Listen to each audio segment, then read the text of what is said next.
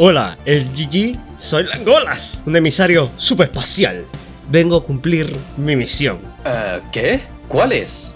Conversar sobre Yoyo, sobre todo sobre la geografía de Morio. Y tú eres el escogido para ello.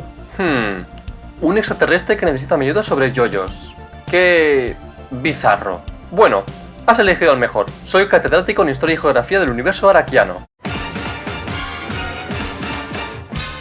JoJo's Bizarre Adventure es una historia extremadamente cambiante. Una de sus cualidades es justamente la capacidad de cambiar totalmente el contexto espacial, temporal y la intriga. Más allá de la historia, el contexto espacial es importante durante el transcurso de la trama o de los conflictos. Y en la parte 4, donde Araki nos cuenta las aventuras de Yosuke, Yotaro y sus aliados, nos encontramos con una paradoja. A diferencia de las otras partes, la historia tiene lugar en un mismo sitio, lo cual hace pensar que, desde un punto de vista espacial, la parte 4 se estanca. Pero contrariamente a lo que muchos pensarían, la parte 4 de JoJo's es una parte sumamente dinámica desde un punto de vista espacial o geográfico. Es una ciudad con sus luces y sus sombras, con lugares que encarnan ideas o principios positivos y otros lugares que encarnan ese misterio o esa maldad que se cierne sobre la ciudad de Morio. En este vídeo analizaremos la historia e intriga de Diamond is Unbreakable desde un punto de vista espacial, demostrando que un análisis geográfico nos ayuda a entender algunos mensajes, comportamientos o aspectos de la obra de Araki.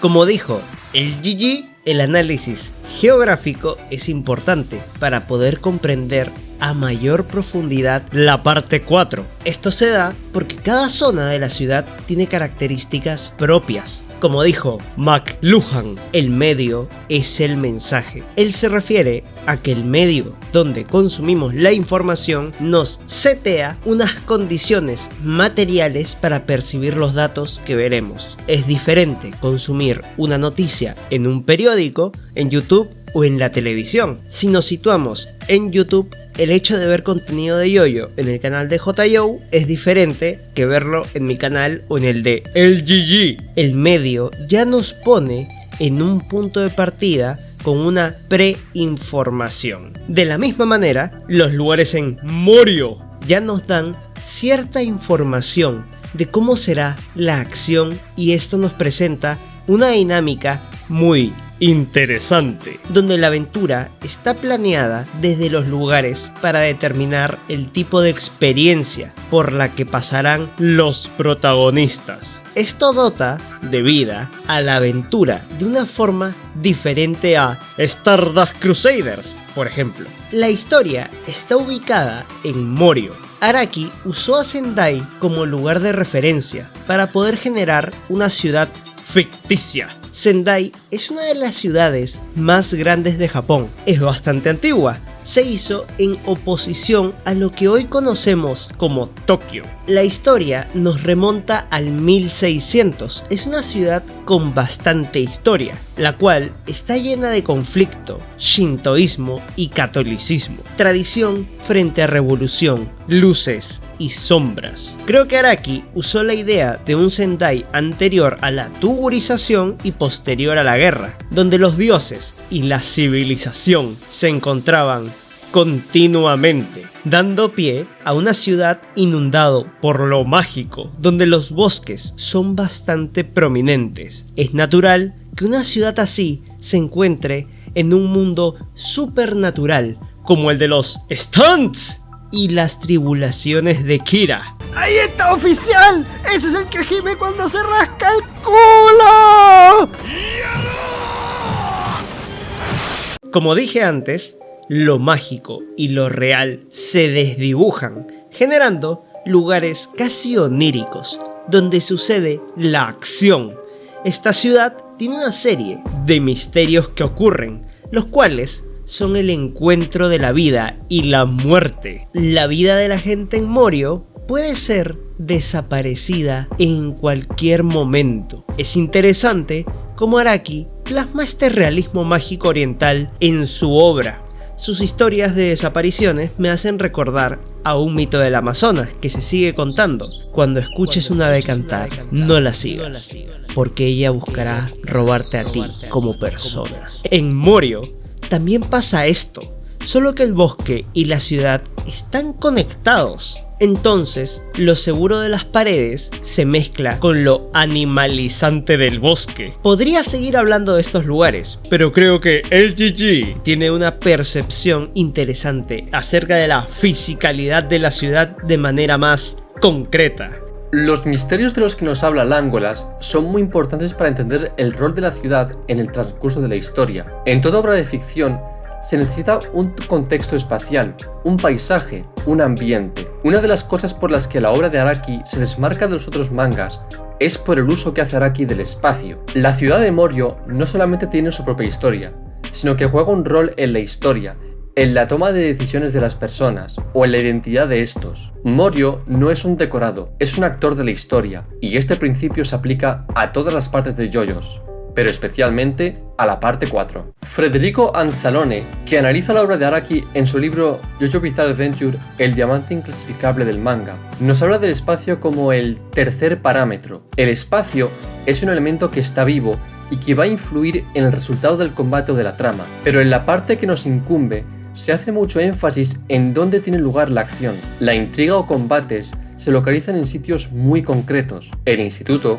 un túnel en medio de la autopista, el hospital, una casa abandonada, la casa de Kira, el callejón fantasma. En esta parte, los distintos personajes se trasladan de un punto a otro. Esto hace que todos estos espacios cobren aún más importancia y no sean solo el contexto espacial de un momento concreto, como podrían ser los distintos países que los Stardust Crusaders visitaban en su viaje hasta Egipto. Y estos lugares están ahí por alguna razón. El instituto está allí porque una parte de los protagonistas son estudiantes. La casa, o las casas, según se vea, de Kira son su guarida. Encontrarlas significa seguramente encontrar a Kira. El callejón fantasma es el lugar que hace dar comienzo a la verdadera historia, la amenaza de Kira. Y, como si de una profecía se tratase, la historia se acaba allí donde empezó. Además, es gracias a el uso de este espacio que los habitantes de Morio logran vencer a Kira. Incluso la ambulancia que lo aplasta forma parte del contexto espacial. El combate contra Kira tiene lugar en una simple calle, pero esa calle está viva, y al estar viva, no se debe tener solamente en cuenta lo que haga la persona con la que estás luchando, sino lo que pasa a tu alrededor. En estos dos vídeos vamos a analizar varios de sus lugares. El primero de ellos será un lugar que encarna esa luz presente en la ciudad de Morio, el instituto. Gracias, LGG. Me gusta la relación del instituto con la luz. Si nos damos cuenta, el espacio estudiantil es un lugar seguro.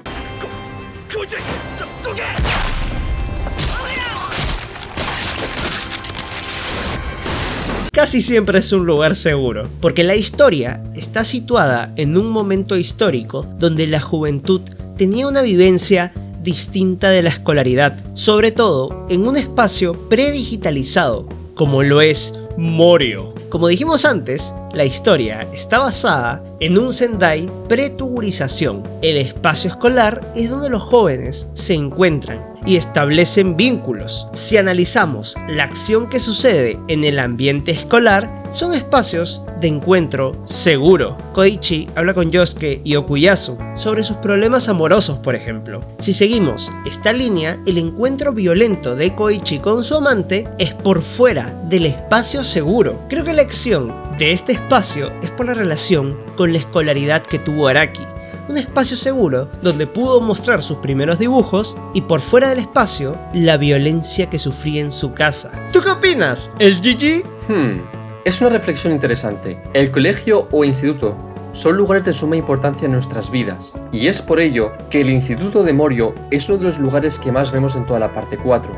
Es algo entendible al saber que una gran parte de los personajes que viven en Morio, como Yosuke, Okuyasu o Koichi, son estudiantes. Si abrimos un mapa de Morio, nos damos cuenta de que el instituto se encuentra ligeramente alejado del centro de Morio, aunque tampoco está absurdamente lejos. A pesar de no encontrarse en pleno centro de Morio, el instituto sigue siendo un lugar de encuentro e intercambio. Es en esta parte donde se menciona por primera vez que la gravedad atrae a los usuarios de stand. Recordemos que la gravedad es un concepto relacionado con el espacio, y el instituto es uno de esos lugares donde podemos ver esa gravedad atraer a los distintos personajes de la parte 4. El hecho de que sean estudiantes hace que Yosuke y Okuyasu se vuelvan aún más amigos. Lo mismo pasa con Shigechi, que desarrolla una amistad con Yosuke y Okuyasu quedando con ellos varias veces en el instituto para trabajar juntos o comer clandestinamente en el gimnasio. El instituto es uno de los ejes principales de la vida de estos estudiantes. Curiosamente, no vemos mucho a Yosuke y sus amigos estudiar, que es a lo que van al instituto. Si eso, vemos a Koichi estudiar, pero lejos de la civilización, en la casa de su novia Tsundere secuestradora. En el instituto, les vemos almorzar juntos, hablar de chicas, pero también utilizan el instituto como una base para organizarse contra el mal que acecha a Morio. Esa sombra que se cierne sobre Morio va a expandirse por toda la ciudad y llegará incluso al instituto. Es curioso que sea en el principal lugar transitado por los protagonistas de nuestra historia, que el mal se manifieste por primera vez en la persona de Kira. Si observamos la localización de la casa de Kira, nos damos cuenta de que su casa está alejada del centro. Podemos incluso decir que la casa está en la periferia de Morio. En la geografía urbano-rural, el esquema de centro-periferia es uno de los más utilizados. El centro concentra las actividades, puestos de trabajo y lugares de interés. Como Kira nos cuenta al introducirse, él trabaja como simple oficinista en el centro de Morio. Entonces, podemos concluir que Kira responde a este modelo de centro-periferia y, por lo tanto, al resto de la ciudad.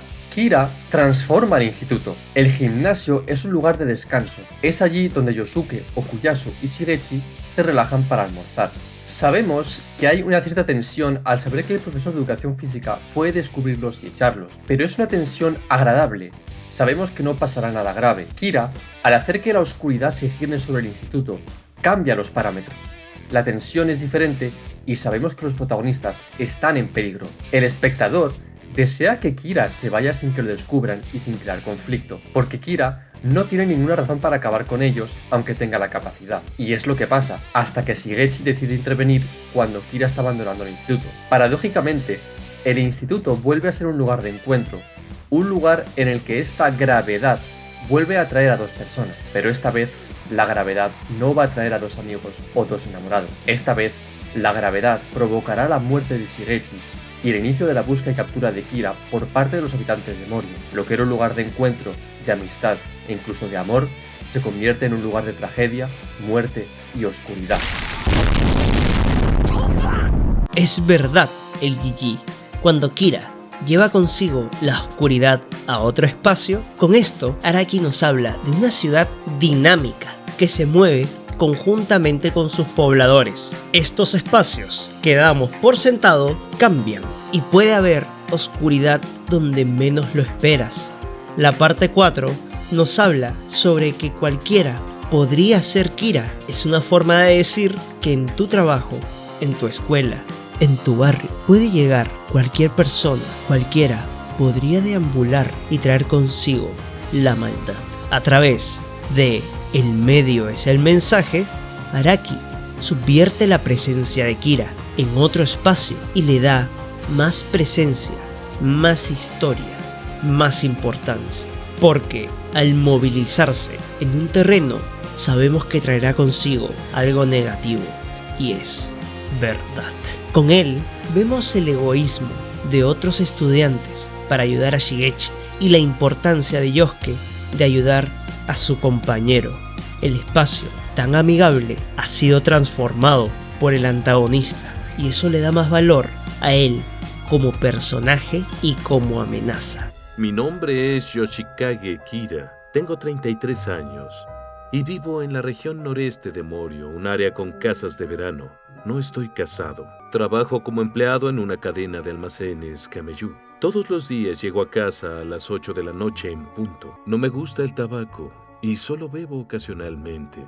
Me voy a la cama a las 11 en punto y me aseguro de descansar durante 8 horas completas, mientras tenga un vaso de leche tibia y haga estiramientos durante 20 minutos antes de ir a la cama. Puedo dormir profundamente hasta el día siguiente. Despierto en la mañana sin una pizca de estrés o cansancio, justo como lo haría un niño. De hecho, pasé mi revisión médica anual sin problema. Un punto de interés sumamente llamativo es la calle fantasma, donde los males del pasado guardan con aparecer, no por motivos de venganza, sino como una llamada de auxilio.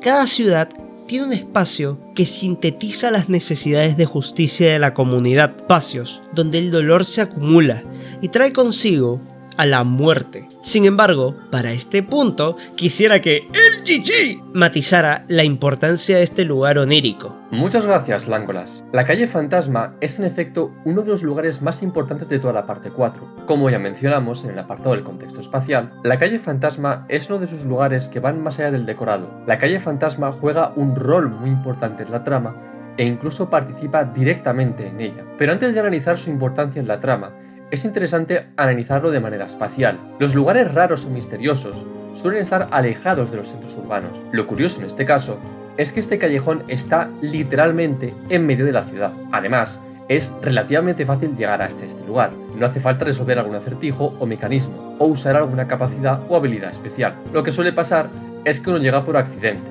como le pasó a Rohan y a Koichi. Sobre todo en la cultura japonesa, donde la mitología y lo relativo a lo místico y sagrado, este tipo de lugares están muy presentes en la cultura popular japonesa, y este principio se aplica a Morio. Los habitantes de Morio incluyen este callejón en su folclore. Esto hace que el callejón se una a la extensa lista de lugares de interés de Morio que tienen una historia propia, incluso una especie de lore que haga que cada lugar tenga una identidad propia, incluso vida propia. Japón es un país sumamente cerrado y es difícil hablar de ellos. Lo más llamativo, cómo ocultan aquello que podríamos llamar barbárico a la vista de todos: la explotación laboral, la autoultimación y el acoso que viven muchas mujeres. Un agarramiento así intenso de mi culo.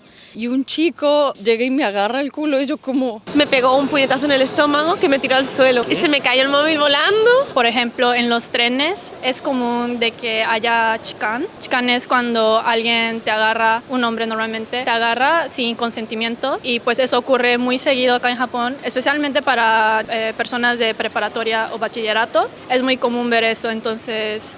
¿Te ha pasado a ti? A mí me ha pasado una vez, sí. O directamente a veces te preguntan cuánto cobras, o luego también que no te dicen nada y en silencio te siguen detrás de ti. Los japoneses guardan eso a la vista de todos, en medio del salón, con competitividad económica para el mundo. Me parece que Araki quiso mostrar un espacio tan escondido que solo puedes llegar por accidente, para mostrar los pecados que ha acumulado ese espacio tan seguro. Me gusta porque ese espacio tan hostil no solo aparece como un llamamiento de auxilio o como amenaza, sino que en las circunstancias correctas es usado como escenario de batalla. Cuando los personajes son conscientes de las problemáticas, pueden usarlas para ganar el combate de forma decisiva.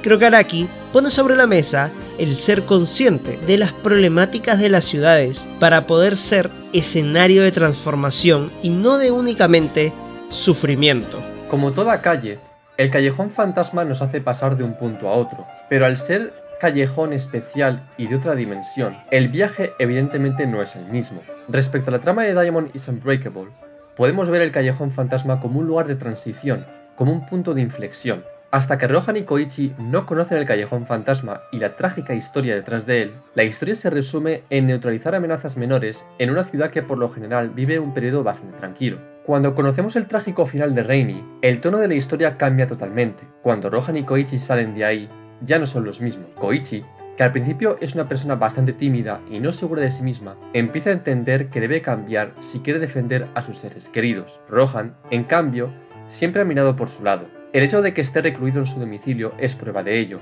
Cuando Rohan entiende que estuvo allí cuando Kira mató a toda la familia de Reimi, se transforma. Fue Reimi quien le salvó la vida ese día, y Rohan comprende que por respeto a su memoria, debe dejar de mirar por sus intereses y defender su ciudad para evitar otras tragedias y permitir a Reimi el descanso eterno. Este encuentro hace que la parte 4 de JoJo Bizarre Adventure pase de un slice of life a un thriller. El espacio hace que la historia cambie de tono e incluso de estilo.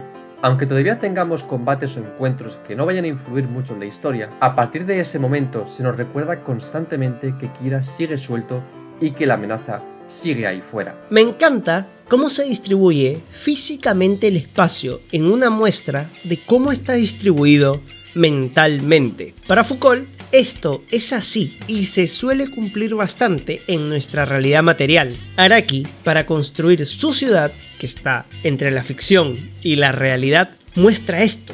Los espacios tienen una gran relación con su representación y dónde viven los personajes. Es importante para entenderlos. Pero, ¿qué nos muestra la casa de Kira con su espacialidad. La casa de Kira, o las casas, según se vea, es uno de los lugares más importantes de la trama. Se podría decir que la parte 4, desde un punto de vista espacial, es una historia muy doméstica. La casa de Kira, Rohan, Yusuke, Okuyasu, muchos episodios tienen lugar en la casa de alguno de los personajes de Morio, y cada casa es un reflejo de la personalidad o identidad de cada uno de ellos, y Kira no es una excepción. Como ya hemos visto, la casa de Kira está en la periferia de la ciudad. Siempre se ha dicho que la casa es la reencarnación material del alma de un individuo. Observar y analizar la casa de alguien nos permite conocer mejor a la persona, y Kira no es una excepción. La casa está alejada de todo el mundo, y no es simplemente una reproducción del modelo centro-periferia donde los trabajadores viven en la periferia y se desplazan al centro de manera temporal para el trabajo. La casa es un reflejo de la personalidad de Kira. Kira Yoshikage es una persona que voluntariamente vive alejada de los demás. Es alguien que quiere una vida normal, pero sin tampoco destacar. Además, cuando tu hobby es ir matando mujeres y eres consciente de que la sociedad en la que vives no lo va a tolerar, lo mejor para calmar esa pulsión es vivir alejado de la sociedad y sobre todo de las mujeres. La casa es un refugio, pero también un aviso para Morio. Si observamos el comportamiento de Kira, es extremadamente discreto. En cuanto su jornada de trabajo ha terminado, Kira vuelve a su domicilio intentando no llamar la atención. Si no llama la atención, nadie le molestará y por lo tanto podrá vivir esa vida tan tranquila que anhela. Esa ambivalencia entre una vida normal y oscura se refleja también en la decoración interiores de la casa. Mientras que el pasaje de los fantasmas está en el centro de la ciudad, el que tiene la responsabilidad de la existencia de esa realidad animalizante está alejado de ahí. La realidad de la casa de Kira es perturbadora, porque se encuentra en un espacio que podríamos llamar apacible. El evento destructor de la vida se encuentra en los lugares donde la belleza abunda. A diferencia del callejón, nuestro antagonista no se oculta a la vista de todos, se oculta de una forma meticulosa y medida. Lo perturbador es que parece una casa normal, de alguien que se desempeña en el día a día. Y esto es lo grotesco de la situación, un sujeto que puede estar en cualquier lugar, oculto en la aparente normalidad y ser un devorador de esperanzas, haciendo que se ponga en la palestra que el mal puede venir de cualquier parte y de cualquier persona. Un devorador de esperanzas. Dicho así, Kira es aún más aterrador. Como bien se sabe, la geografía es el estudio de los espacios y de su evolución. Estos espacios están habitados por alguien o algo, y estas personas, objetos o principios son actores de estos espacios, lo que significa que son capaces de desarrollar, modificar o destruir un espacio. Como ya hemos mencionado antes, el instituto es un ejemplo de ello. Cuando Kira llega, el instituto se transforma y la sombra llega hasta el centro de Morio. Después de ser descubierto por Yusuke, Yotaro y los demás, Kira roba la identidad de otro hombre y se refugia en el domicilio de este. Lo que era el hogar de una familia normal se convierte en el nuevo escondrijo del asesino en serie, y esto transforma a los miembros de la familia. Hayato, que no se llevaba muy bien con su padre, entiende que algo no cuadra, y es él el que acaba atrapando a Kira. Esto transforma a Hayato, que apenas con 11 años gana muchísima madurez y se propone poner su vida y la de su madre en peligro para salvarlos. La llegada de la oscuridad a su hogar hace que Hayato renazca como alguien nuevo. Por otro lado, la madre de Hayato descubre a otro hombre que la atrae más que su propio marido. Paradójicamente, la llegada de la oscuridad al hogar de los Kawajiri ilumina a la madre de Hayato, que siente que su relación vuelve a florecer, aunque sea de manera totalmente artificial, porque detrás de ese nuevo comienzo se esconde una oscura tragedia. Esto es un ejemplo de cómo los actores de un espacio son capaces de moldearlo, lo que hace que las personas que ya habitaban ese espacio también cambien. Pero también podemos detenernos en Kira y ver cómo le afecta a él este nuevo hogar. Los espacios también cambian a las personas que los habitan. Kira estaba acostumbrado a vivir solo y lejos de los demás. Aquí vive en el centro de la ciudad, con un hijo y, además, con una mujer que siente atracción por él. Su principal preocupación es Yotaro. Sabe que si no murió, era porque Yotaro estaba que no podía casi mantenerse en pie cuando le pegó una paliza con Star Platinum. Y para que Yotaro no lo descubra, debe controlar sus pulsiones. No será fácil al literalmente tener una mujer constantemente a su lado y que a veces quiere divertirse con Kira. Este nuevo contexto espacial hace que Kira cambie como persona, incluso cambia de identidad. Evidentemente, aunque cambie de aspecto físico, es la misma persona, pero su comportamiento no es el mismo. Hay veces incluso en las que Kira trata bien a la madre de Hayato, e incluso la protege contra Stray Cat. Al menos en mi caso, una parte de mí deseaba que Kira cambiara como persona gracias al amor que le daba la madre de Hayato, pero que Kira siguiera siendo Kira y que Hayato estuviera investigando para desenmascarar a lo que era un impostor y un asesino en serie, nos hace recordar que ese romance entre la madre de Hayato y Kira no puede acabar bien, o al menos no nos puede hacer olvidar todas las vidas que se ha llevado por delante. Donde habitamos denota en gran medida quiénes podemos ser. El espacio físico de Morio denota y connota una serie de formas de vivir. Los personajes son ciudadanos japoneses que viven en un tiempo determinado, en un contexto determinado, en una ciudad entre lo urbano y lo rural, dejando de lado todo el entorno de los stands. Morio cuenta su historia físicamente a través de los espacios que nos van contando. La historia nos guía de la mano para que formemos parte de esta ciudad, para que aprendamos sobre sus hitos, espacios y leyendas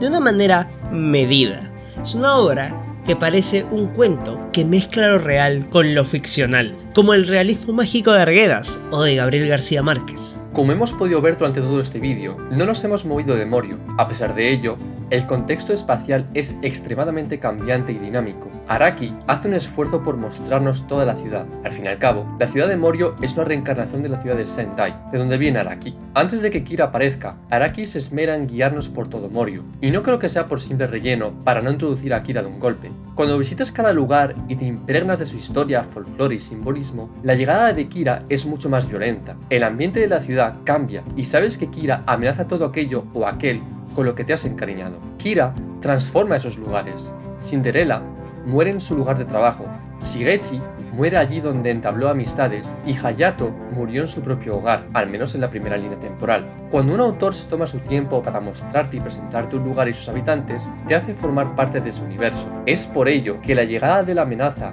puedes sentirla directamente al formar parte de ese mundo. La llegada de Kira es entonces un ejemplo de otra de las ideas que hemos intentado mostrar. En un mismo espacio se pueden encontrar cambios de dinámica. Los diferentes actores transforman un espacio. Kira transforma el instituto en un lugar de tragedia, al menos de manera temporal. La casa de Hayato se convierte en el nuevo escondite del asesino en serie y en un lugar en el que la amenaza puede pasar a la acción en cualquier momento. Esto es una prueba más de que Diamond is Unbreakable, sobre todo en el momento en el que Kira llega, es una historia extremadamente dinámica y cambiante desde el punto de vista espacial. A pesar de no estar recorriendo el sudeste asiático, Asia, Italia o los Estados Unidos, Morio es un lugar en el que los personajes están en constante movimiento e interacción, como si de una coreografía se tratase. Esto hace que se acabe creando una red de relaciones y lazos entre los distintos personajes que pueden cambiar con el tiempo, a veces gracias o por culpa del espacio donde estas personas se encuentran, como Reimi y Rohan en el Callejón Fantasma. En definitiva, Morio es todo menos una ciudad tranquila y discreta. Es un lugar donde la gravedad se ve constantemente solicitada para acercar personas de diferentes edades, estatutos o motivaciones. Y es esta gravedad la que acaba uniendo a los habitantes de Morio para acabar con aquel que intenta destruir este espacio para imponer su modo de vida. Al final, Morio es un reflejo de uno de los principios más básicos de la geografía.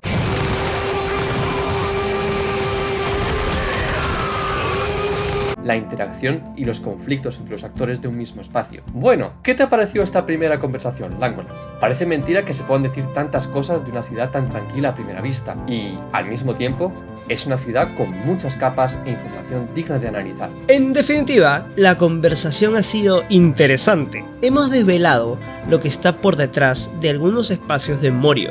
Como dices, hay cosas que se ocultan a plena vista. Y todas nuestras ciudades tienen espacios así, porque ver a través de la geografía es también ver a través de la psiquis de lo animado. Dale like, suscríbete, únete a los miembros del canal, gloriosos los miembros del canal.